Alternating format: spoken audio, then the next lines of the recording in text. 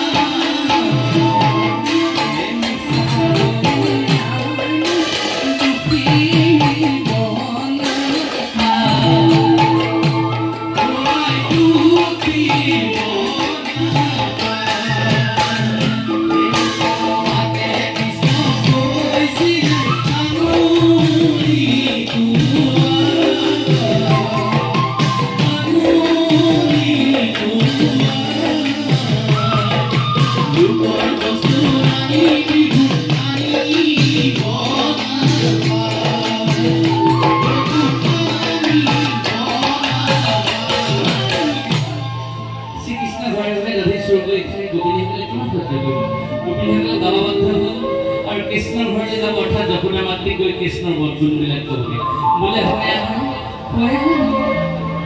নন্দৰ ঘৰে নন্দৰ ঘৰে নন্দৰ ঘৰে নন্দৰ ঘৰে কৃষ্ণ কানাই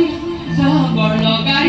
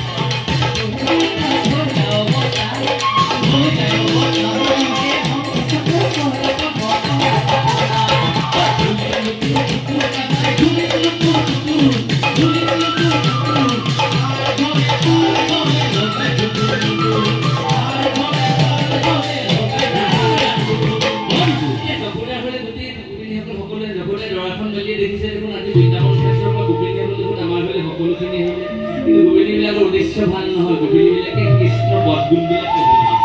কি ক'বলৈ গৈছে বুলি জপা জপা বহাই জপা কেন কৃষ্ণ তোৰ কাহিনী কামুৰি মেলিলে উঠি আহে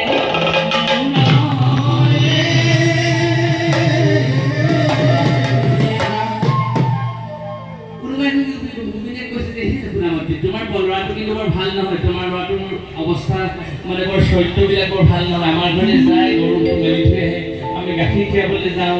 গাখীৰ খীৰাবলৈ গৈ পোৱালীয়ে মাকজনীয়ে যদি গৰু পোৱালী যদি একেলগে হৈ থকা দেখা পোৱালী কি গাড়ী ইদিনাও হৈছে তেনেকুৱা সিদিনাও হৈছে আকৌ কোনোবাই যদি গোপিনীয়ে কৈছে বোলে জপা জপা কৈ জপা কেনেকুৱা কৰিলে ল'ৰা মাৰিলে কোনোবাই কৈছে আমাৰ ল'ৰা ছোৱালীবিলাকো তেওঁ মাৰ্কেট গৈ থৈ আহিছে এতিয়া ইজনী গোপিনীয়ে ক'লে সিজনী গোপিনীয়ে ক'লে অ মোৰ জপোৱা নাই বোলে কিনো কচু খাইলে কিনো ল'ৰা পাইলে ঘৰে বান্ধি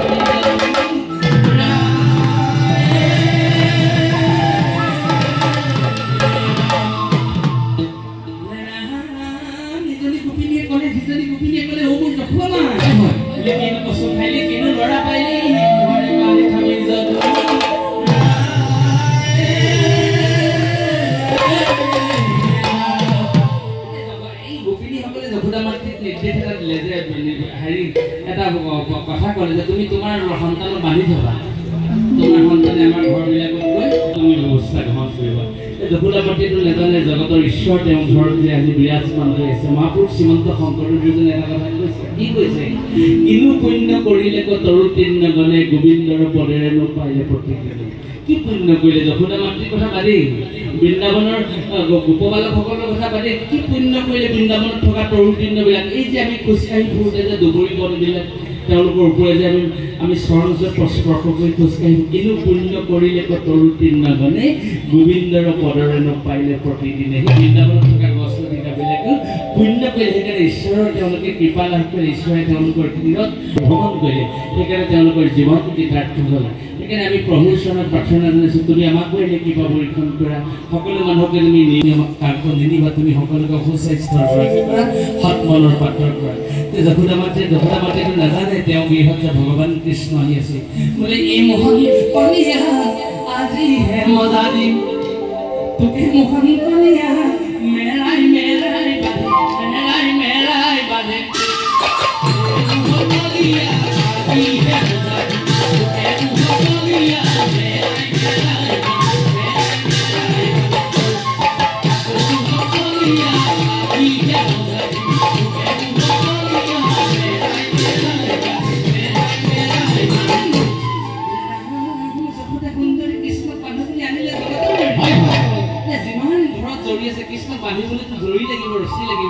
ৰছী যিমান আছে সংগ্ৰহ কৰিলে নিজৰ ঘৰত যিমান আছে সংগ্ৰহ কৰিলে কিন্তু আগত দিবা কি কৰিব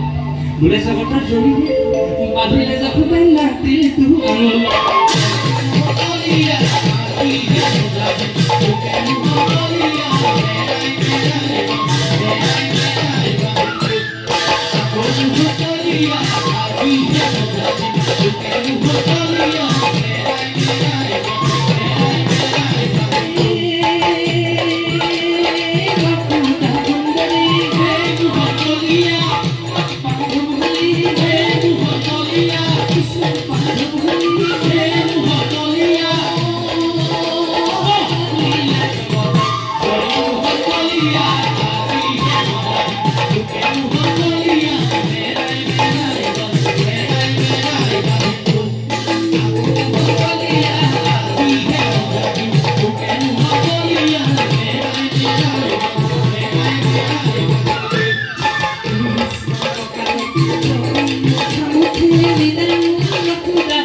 Thank